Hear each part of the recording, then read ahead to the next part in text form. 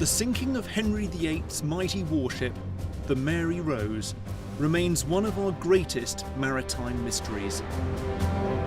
What happened on that ill-fated day in 1545 has puzzled historians and archaeologists for centuries.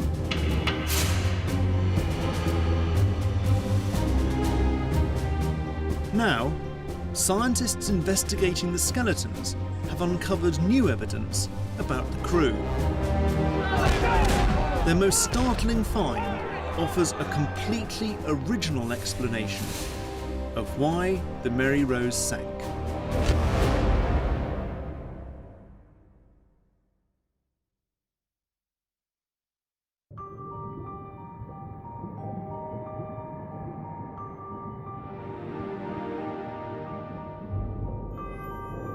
It's a time capsule. These people are lying there, often clothed in what they were wearing, carrying the equipment they would have carried, with their personal possessions with them. And you can't help but look at these people, firstly sense the tragedy, and then secondly wonder who they were.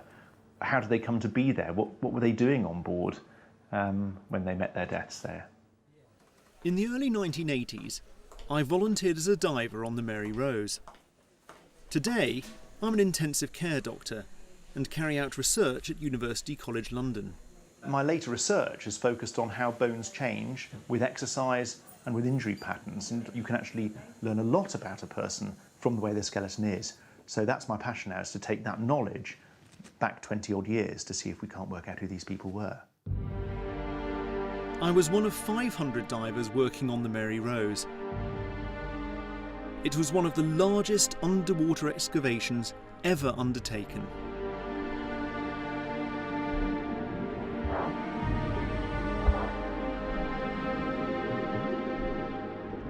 We found amazing objects. Longbows, bronze cannon, and alongside these weapons of war, more personal possessions. The excavation caused a sensation. The Mary Rose was Britain's Pompeii, a moment of life frozen in time.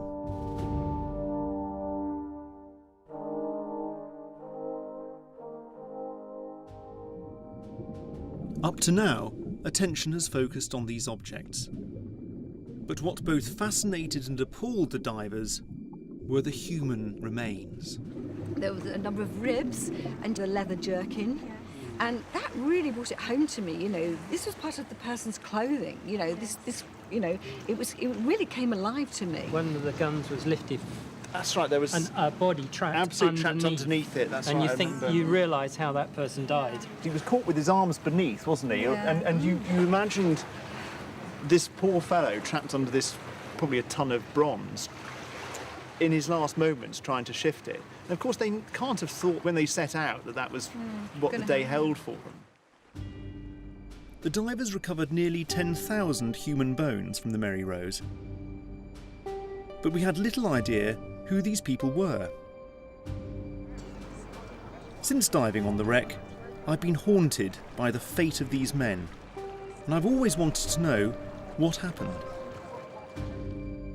The historical records are very limited. We know the Mary Rose was 34 years old and one of Henry VIII's most heavily armed warships. She carried a crew of over 400 men, but we don't know who most of them were or where they came from. We only know for sure the identity of one person on board that day, the Admiral, George Carew. In the summer of 1545, Carew sailed the Mary Rose out of Portsmouth Harbour to engage an invading French fleet. He fired a broadside at the enemy, then a few minutes later had to make a quick manoeuvre to avoid running aground. During this move, in calm seas, the ship took on water, keeled over and sank.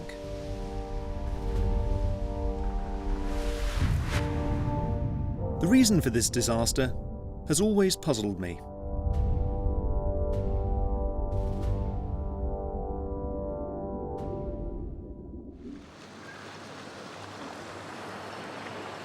I've come back to Portsmouth to investigate further the horrors of that summer's day. Is it true? I mean, it's said that Henry VIII could hear the screams of the drowning Absolutely. sailors. Across the water, the sound travels over there. It is literally just a mile over to Southsea Castle.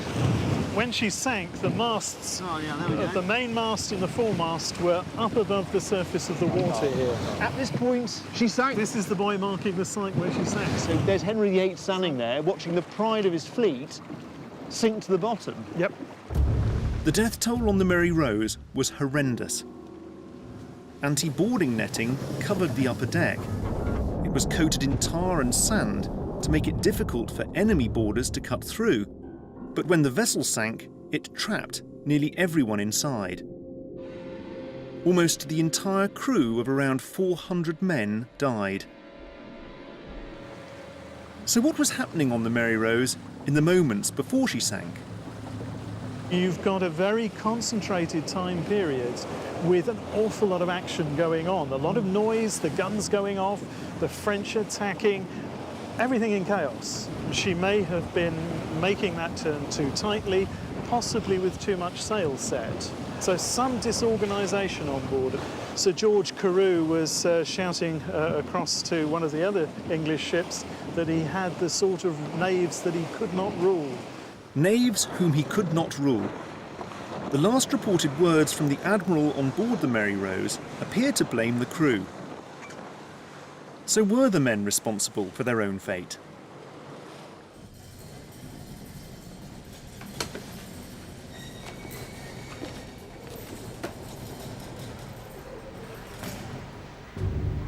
The Mary Rose Trust has allowed us to carry out an exhaustive scientific investigation of the crew found in the wreck. We've examined some of the skeletons in detail, including one who may have played a critical role in the sinking. When we set out, I had no idea that this forensic detective work would lead to a startling conclusion about why the Mary Rose sank.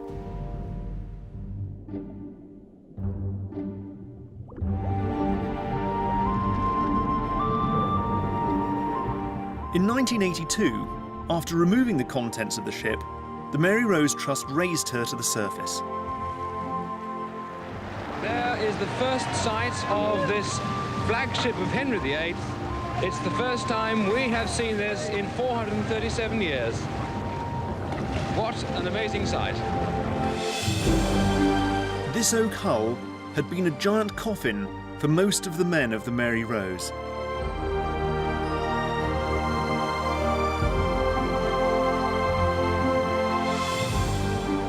I'd always been intrigued by the Admiral's harsh description of the crew as knaves whom he could not control. Had they somehow contributed to the sinking of the ship?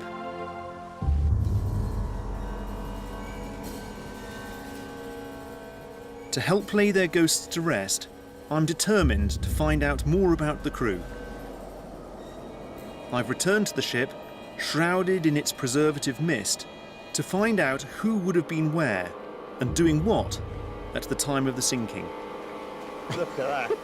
Absolutely amazing. Last time I got this close, I was probably about in there somewhere. Yeah, you remember, I mean, this is diving on the hold here, but Yeah. we never saw it like this. No, I mean, of course, the visibility was absolutely shocking. I still find it hard to imagine how 400 men crammed into this small ship. But we know they did. This illustration, completed the year after the ship sank, gives a breakdown of the crew. 185 soldiers, which would have included archers, 200 mariners, and 30 gunners, who looked after the heavy cannon on board. In time of battle, the soldiers and archers would have been on the top deck. Many of the gunners would have been manning the big guns on the deck below. Where did you find the bodies? I mean, were they where you expected to find them? Presumably archers would have been on the top deck ready to shoot the French. Yes, I mean, they would mainly have been on the top decks, but we did find items of archery equipment all around the ship, and we found human remains all around the ship. So what you can't do is say that everybody that was found on the upper deck was an archer, or that all the archers were found on the upper deck. You know, there is a bit more of a mixture. The mixture of skeletons is going to make this a much harder puzzle to crack. To find out more calls for a scientific study of the remains. I want to see if it's possible to examine the skeletons and work out what jobs they did. Is there any way we can separate the archers from the sailors and the sailors from the gunners? I received a number of huge boxes, and these were full of bones, and they were in nets, right, as they were found. So it was a complete jigsaw. The job of solving one of the biggest forensic puzzles underwater archaeologists had ever undertaken fell to osteoarchaeologist Anne Sturland. Because of the mix of bones, no one knew exactly how many bodies there were. And clearly, I mean, we found some skeletons where they were almost intact, sometimes with clothing on and their materials, but in many other cases you had pieces of, Yes. of body. Yes, all jumbled up. So how on earth do you start assembling a person from massive bones like this? Well, we started with pairs because we are bilaterally symmetrical. So we've got two thigh bones, two shin bones, two arm bones, etc. So we started by matching, or trying to match, bones that we recognise. So there is a pair of thigh bones, and if you look, you can see that they go together quite well. If you look at the bones, you have to look at them very carefully, but you can see that they match. So they belong to that. And then we looked at the tibia, the shin bone. Yeah.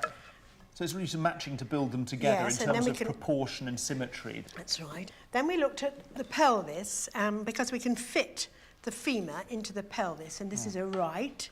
So that goes in there like that. Right. And you work your way up. We work our way up, so you way. then start and build up the vertebra. Anne set to work sorting the bones into individual skeletons. From the thousands of bones, it turned out we had the remains of 197 individuals. But only 92 were complete enough to be reconstructed. From these 92, I've selected 3 skeletons for further scientific investigation. Each has unique pathology that provides vital clues about who they were. And one of them, the shortest of the 3, may have contributed to the demise of the ship.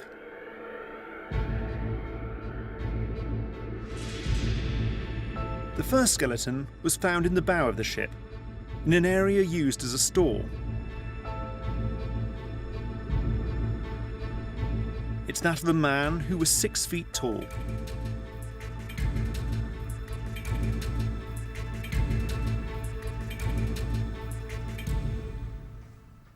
To try to find out what he and the other 2 men looked like, I've sent their skulls to medical artist Richard Neve. His drawings of forensically reconstructed faces have helped the police solve crimes. The first challenge is to put flesh on the skull.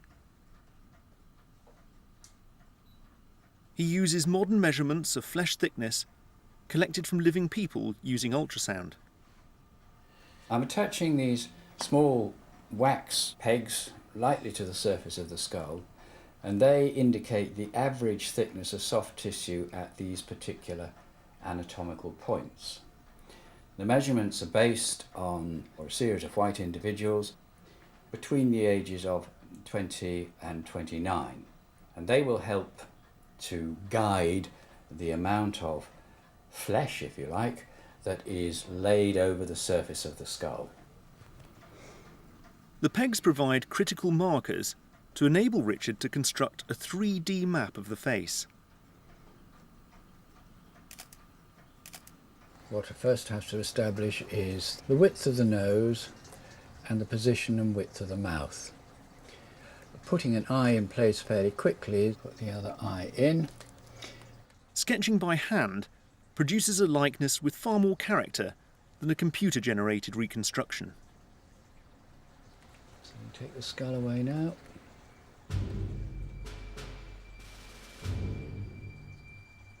He was a very powerfully built man. massive muscle insertions in the base of the skull and down the side of his face here, the big temporalis and masseter muscles for chewing. Quite clear he was a big, powerful, solid kind of a guy. Great for the front row of the forward, something like that in rugby. That kind of heavy, beefy kind of guy. This description of a big, muscular man could fit most of the crew. To help find out what this man did on the ship, I've sought the advice of osteoarchaeologist Rose Drew. She has studied ancient skeletons from around the world. Okay, so this is a big guy, Yes. in the prime of life. Any clues then as to what this man did for a living? Offhand, I'd say the most striking wear was done on his shoulders. With his shoulder blades, this thing here is called the acromion. And your clavicle, your collarbone, travels from the sternum to the acromion. Well, the acromion is missing its tip. Bones fuse as you age, and the tip fuses on after you're 16, 17, like that. There's the tip, and you can see it's got that kind of a bubbly appearance, so that it was fused in life, but only with soft tissue. And what stopped this joining as it should have done? Well, I think it kept moving when it should have not been moving. It was strained. It was stressed, actually. It's a better So this was way. a lot of repeated load on this. Well, whatever he was doing, it was very strenuous to his shoulder area. This rare disorder is known as os acromiale.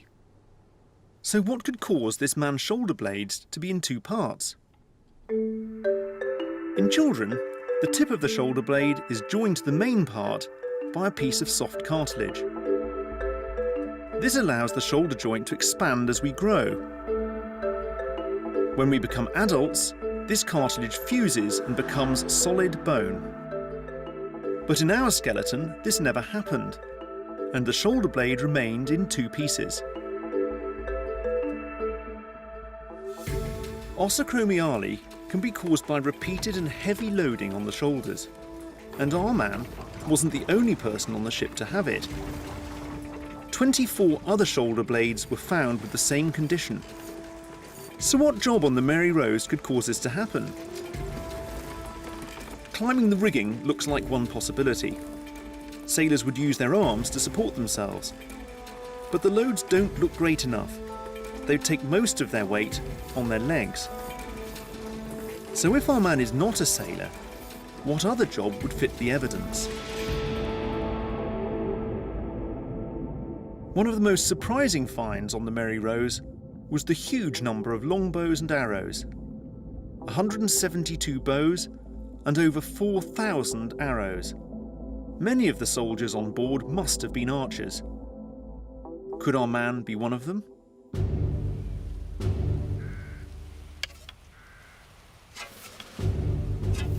Pulling a heavy bow requires a lot of strength. It's just the sort of activity that could cause this disorder. The only problem is that modern archers don't appear to suffer from this condition. But perhaps pulling a Tudor war bow put more strain on the shoulder.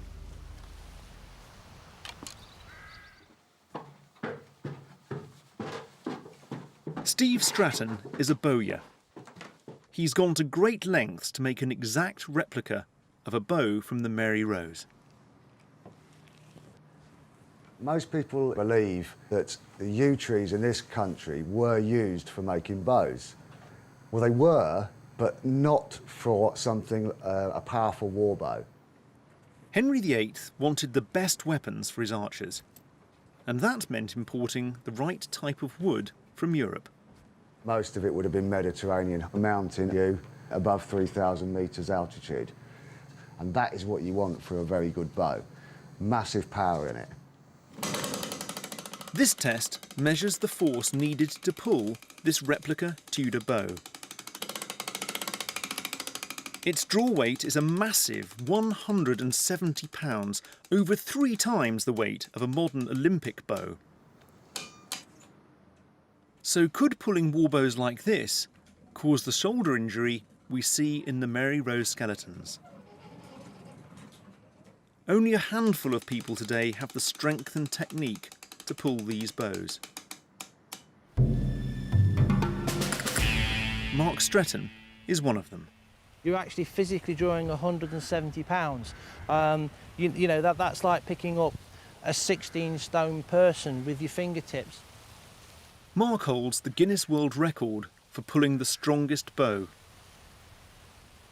But the record came at a price.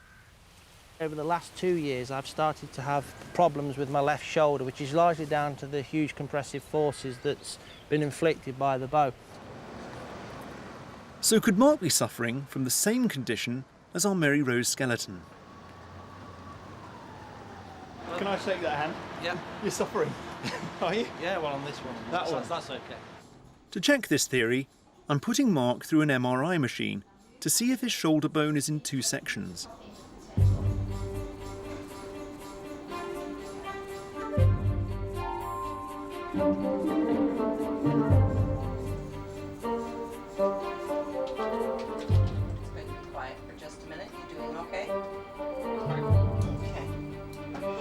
Slice by slice, the magnetic resonance imaging machine builds up a picture of Mark's shoulder. This looks very much like a repetitive type of injury pattern rather than one particularly big injury mark. Faris Haddad is a leading orthopaedic surgeon. From the scan, he can tell if Mark has os acromiale. And you can see this is a sort of relatively worn joint here. But having a problem in that little joint on top of the shoulder is something that's easily solved. So I'm not ready for the scrap heap just yet, then? No, I think you've got a way to go. So Faris, you've looked at Mark's shoulder with this magnetic resonance scan. Has he got os acromiale, as our archers, we think, had? He doesn't have os acromiale, but he has pathology in the same area. And so you could say that he's got a problem in that exact same region, but he doesn't have os acromiale, which typically is a sort of problem that would have developed in childhood. It's a failure of a growth plate to fuse. So the difference here, we might hypothesise, is that Mark's started loading the skeleton when that had already fused, but if he'd started doing this when he was 6 or 7 or 8, that actually maybe... We could hypothesise, and it's only a hypothesis, but we could say that if you do this sort of thing at a young age, rather than getting the damage that you've got in the joint, you've got failure of the growth plates to heal properly. In Henry VIII's time, the longbow, with its armour-piercing power, was still a key part of Britain's defence. But it was only as good as the men drawing the bows. To guarantee an army of powerful archers, English law required male children to practice archery every week.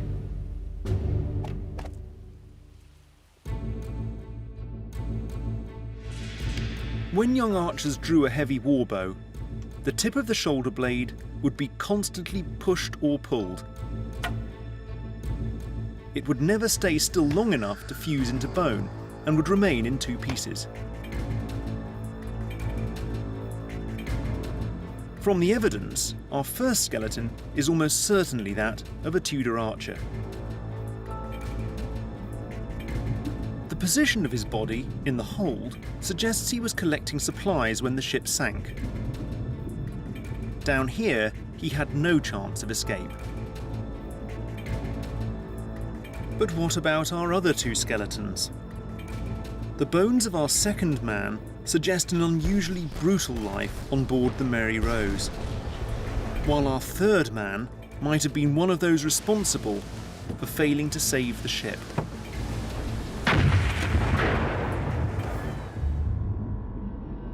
Trapped deep in the hold of the Mary Rose in the galley, the ship's kitchen, divers found the skeleton of a man about 5 foot 4 inches tall.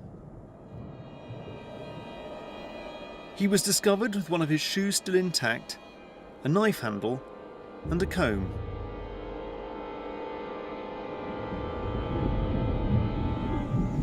His body lay among scattered bricks, all that was left of the ship's oven. If he lived and died where he was found, he could have been a cook. And if he was a cook, then we may even have his name. One of the wooden eating bowls recovered from the Mary Rose is carved with the words "Nye Cop," cook. Could this have belonged to our skeleton? Could these be the remains of Nye Cop? What does medical artist Richard Neve think he looked like? Our second chap, well, he was a young man, 20-something, and by all appearances he was very healthy, very strong. He would have had this kind of youthful appearance, unless there's been some dreadful period in their life where they've been malnourished and so on and so forth. The ravages of time haven't taken their toll. What do the bones tell us about? I was keen to learn what osteoarchaeologist Rose Drew would make of this younger man. Did he have the physique of a cook? One of the first things that struck me when I met him, if you will, was that he had ripped both kneecaps rather dramatically, well before he died, because they'd healed as best they could. But the ligaments that would go from the tibia, the shin bone, on up here, are just ripped and torn. They're even away from the body of the bone. Yeah, so whatever he did it at the same time with an equal strain to both legs. This is osteoarthritis. He's got evidence here that he was doing too much lifting when he was younger on his vertebrae. So these are backbones again. That's here. the backbones. So he's wearing himself out, really, this guy. Oh, he really is. And this, the collarbone, the ligament underneath that attaches it to the breastbone is, again, it's heavily eroded. It's just a big gaping hole. That's the ligament that's been deeply strained. Goodness gracious. So, I mean, this bloke would have been suffering, presumably. I mean, he's already getting arthritis. He's going to be aches and pains quite a lot. Oh, seriously. Whatever he did was very hard labor. This man has some terrible injuries for someone still in his 20s. Whatever he did, it was probably more physical than being a cook. To investigate further what his job might be, we put his bones through a CT scanner. From my own medical research, I know that exercise can alter the shape of bones. The X-ray slices of his upper arm bones can tell us how much he was using them. So as you go through, you can see that the bone shafts are actually pretty thick. And this isn't disease that's making it thick. It's bone that's got thick because it was being stressed. It had grown to become strong. Yes, bone thickness will be... But Rose has noticed something else about his arm bones. These are very symmetrical and they're thick. Right, so this is again heavy loading both sides at once. Yes, whatever he was doing it evenly on both arms. I really lean more toward heavy objects that are being lifted with both arms. Right. Pushed with both arms, handled with both arms equally. The symmetry of his arm bones provides a clue to his occupation. There was some thought that he might have been associated with the kitchen because he was found down in the hold near the kitchen area, has these big cauldrons. And you would think that feeding a crew would be heavy-duty work, but I also think it would be very asymmetrical or unbalanced what you'd be doing. You'd be chopping with one hand. You would probably pick up heavy things with both arms, I'm sure, but you'd still do more with one arm than the other. And his bones are really very even. So given what we know of this skeleton, any guesses as to what he might have been? What would you say he did? I would really want to say gunner because of the heavy loads involved with doing the gunning. So potentially a gunner? But potentially a gunner, yes.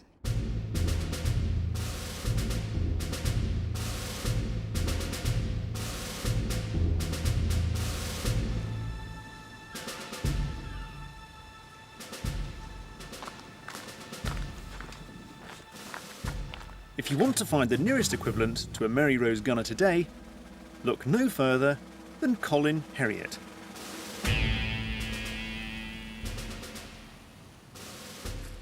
Tempo me cartridge.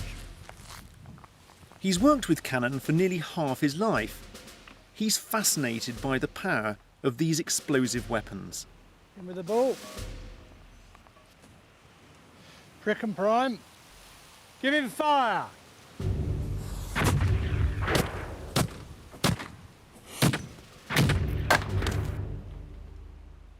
He knows how lethal they can be. Good shot. Smashed it. And if these splinters are the size of that, Jack, that's got to be a metre long or more, jagged end. Take a man's head off. Right, forward. But the 71 big guns on board the Mary Rose were not just lethal to the enemy. Their weight made them extremely dangerous to the sailors drafted in to fire them. Water up. Working the guns when you were in action was a pretty hairy business. Lots of opportunity for injury and instant death. Okay, 2, 3, heave. 2, hold it again. 2, 3. We're good. Push. You've got a moving deck, and you've got sometimes a slippery deck. Every chance of injury, whatever you're doing, because it's heavy, heavy metal. You have to manfully lift the gun up on a couple of cross pikes, lift it up, put it in position. You've only got to put your foot wrong, snap. Cartilages, ligaments, all go. Colin has many of the injuries we see in our second skeleton. I've been working with cannons 22 years now. I'm deaf, as I said, and I'm riddled with arthritis because of the moving of the guns. That knee there is completely shot, and to be quite honest, at my age, if I was in Tudor times, they'd have buried me at sea long ago. Firing!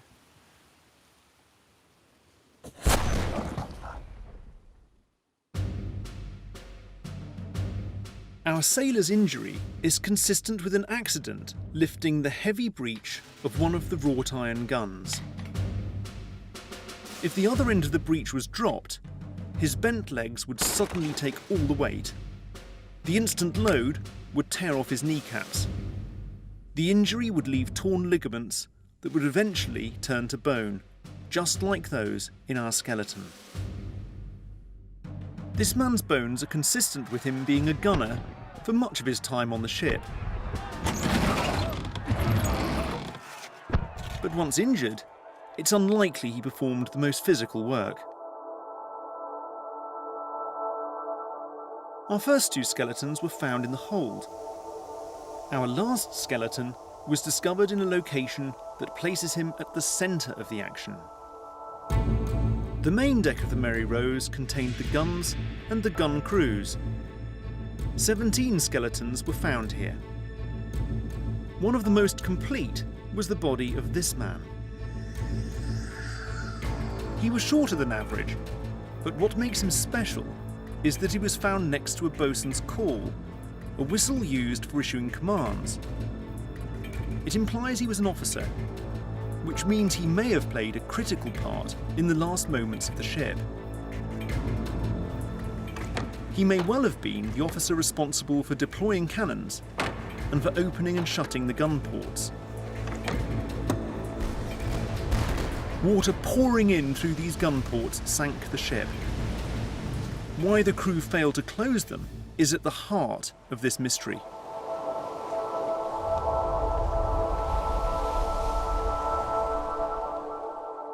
Could the failure of command rest on this man's shoulders?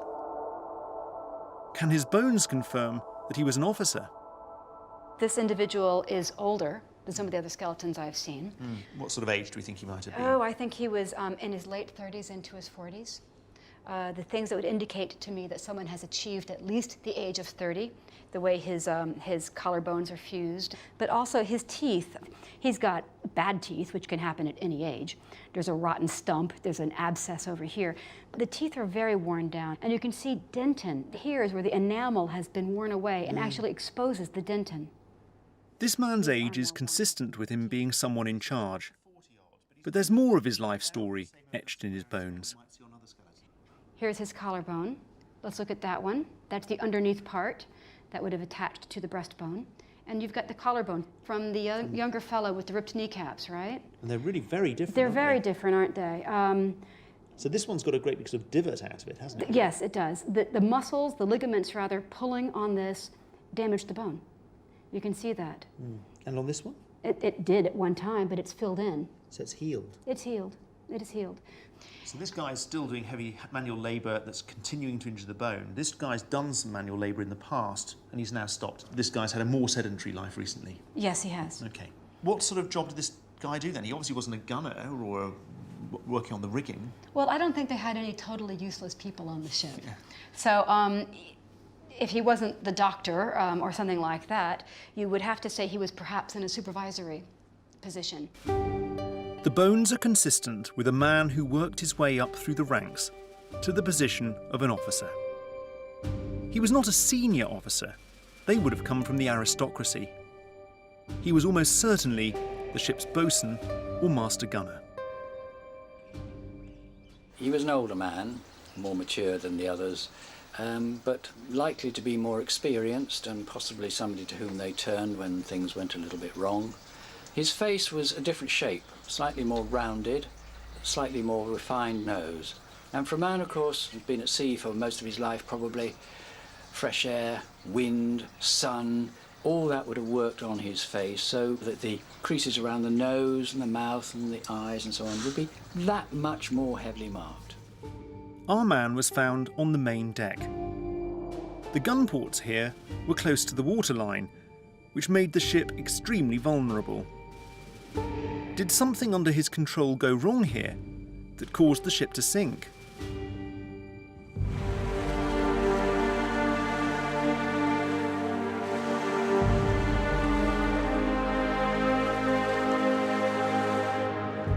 Maritime archaeologist Alex Hildred has investigated the final moments of the Mary Rose. What happened to the ship rested on the actions of those on the gun deck. How close to the water would we have been? About just over a metre from the water Is that line all? here. That seems pretty dangerous to me. Well, it is, and that's probably why she sank. And that's another reason to suggest that when the ship heeled, having fired around, you know, it's entirely consistent with the fact water would have come through the gun ports and overwhelmed the ship. So and the gun port lids were open, you know, they were found open and hinged against the back of the ship. So as soon as water starts trickling in, we've now You've had it. You're beginning to go over in a big way. And so the gun port lids would have been raised and lowered by some poor fellow standing above. And these were heavy? Well, 55 kilos, 50 kilos, and pulling against a ship that's moving. It's quite a long way over, and having to pull this down at the behest of the master gunner when there's all sorts of noise happening, with the only communication being through a ventilation shaft there. And it's no wonder they didn't manage to shut the lids.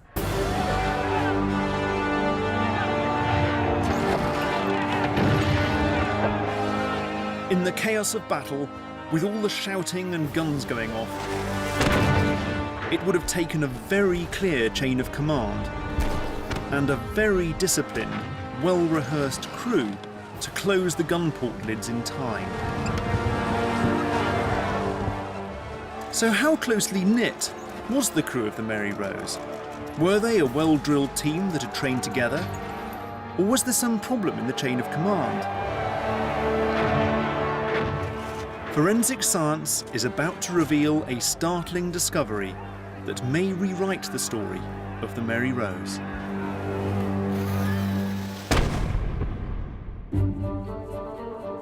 To pinpoint the geographical origins of our 3 crew members, we've sent the skulls to undergo an innovative test with forensic expert Lynn Bell. We're going to sample the enamel. So I'll show you, it's a very small sample, you can barely see it when we take it. So we aim for the molars, and we just sample one. And what can you tell from that when you've analysed it? We can hope to regionalise that person. So you might be able to give us an idea of where these people came from. Yes.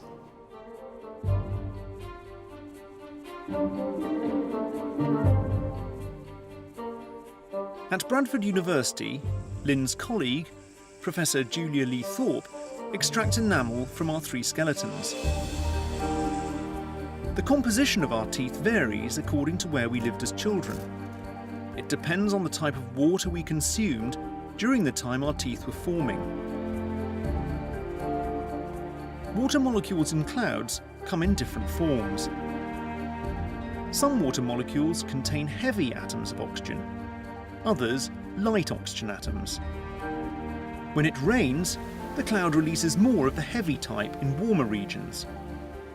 This means the water in the soil varies slightly from place to place, and these differences can be plotted on a map. The water in the soil is absorbed into the plants we eat, and in growing children, eventually finds its way into their teeth. Using a mass spectrometer, Julia and Lynn can determine roughly where our 3 men lived when they were young. First skeleton, we got a number of minus 5.5. So this is our potential archer, isn't This it? is the potential archer. If we look at 5.5, that puts him tightly into the British range. There's no doubt about him. Right. Could be southwest England or southwest Wales, isn't it? Yes, that's right. And the next one? Oh, the bosun. 4.6. 4.6. So quite different. Yeah. Not much of it, is there? I mean, No. sort of, you'd have to be right down here. I mean, it's very much on the edge. So sort of southwest Ireland or really Southwest England, Cornwall. yes, Cornwall. And then... So this is our potential gunner. This is the gunner. 4.5? 4.5. And this is an interesting value. Well, yeah, it's very low compared we to don't really see a 4.5 on this map. Right, so he might not be a native Brit. He may not be. Lynn has also analysed a larger sample of crew members. You've looked at 18 skeletons overall. How does that compare to the distribution of the other skeletons? Well, it compares really well because of my sample of 18, potentially 60% of the crew wasn't British on that day. How extraordinary. And upwards of a half of the crew of Mary Rose might not have been native Brits. Well, a third to two-thirds, actually. It was a huge surprise to me. I was expecting them all to be British. That was my expectation. And mine. Because I always had this sort of idea that these were just, you know, hearts of oak, as it were, British crewmen. If these men weren't British, where did they come from? And what were they doing on this quintessentially English warship? The analysis of the teeth rules out Britain and countries in Northern Europe. It suggests that the men grew up in a warmer climate, probably somewhere in southern Europe. It's also known that at this time, Henry VIII was short of skilled soldiers and sailors, and was trying to recruit mercenaries from the continent. In Henry's state papers, there's one account in particular that appears to fit the evidence. 6 months before the Mary Rose sank, 9 ships were caught in a storm in the English Channel. They sought refuge in Falmouth Harbour in Cornwall. And on board were 600 Spanish soldiers. Starving and out of money, they were pressed into service for England. It's possible that some of these men were on the Mary Rose. The discovery that up to 60% of the crew came from overseas offers a new explanation of why she sank. I have the knaves I cannot rule. Yeah. It was that strange remark made by the captain just before the sinking. I mean, it really does, for me, it just conjured up a picture of a zoo, really, of languages, you know. Well, you certainly wonder that if the boat did start heeling over and water started coming in, your chances of being able to do anything to rectify that, if actually you can't even communicate properly with your crew because 60% of them don't speak fluent English, potentially. I think it's a recipe for disaster. We may never know exactly what happened below decks as the Mary Rose sank, but the bones reveal a hidden story about her crew. The men who died here on that summer's day in 1545 were a mix of sailors from Britain and men far from home. The sight of those trapped skeletons left an enduring impression on me.